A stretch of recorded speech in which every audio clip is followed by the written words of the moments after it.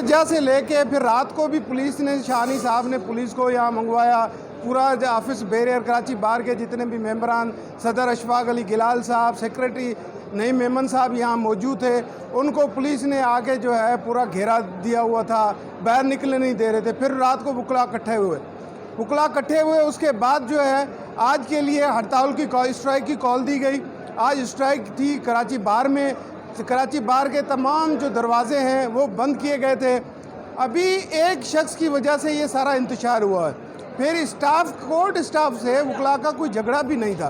Court staff जो है वो फिर शानी साहब के कहने पे या कोई और जजेस हैं उनके कहने पे उन लोगों ने जाके डंडे लेके आए, पथराव किया, एम जना रोड को बंद किया।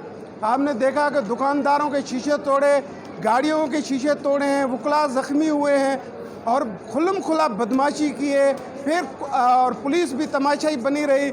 आखिरकार जब वकला के लीडरान ने और हमने कहा कि भाई आप इनके ख़िलाफ़ एक्शन क्यों नहीं ले रहे, उसके बाद जाके उन लोगों ने कोई एक्शन किया, उसके ख़िलाफ़ टीयर गैस फेंकी, तब जाके वो मुंतशिर हुए। अब आपका क्या मुतालबा, क्या होना चाहिए? हमें कराची बार का सबसे पहला यही मुतालबा है कि ये करप्ट सेशन जज को यहाँ से निकाला जाए, इसको डिसमिस फ्रॉम सर्विस किया जाए और इसके ख़िलाफ़ जो है वो दहशतगर्दी का पर्चा काटा जाए, जिसने ये पूरे माहौल को ख़राब किया हुआ है। बड़े स्मूथ वे से कराची बार चल रही थी, वकला बेंच और बार में कोई तजाद नहीं था।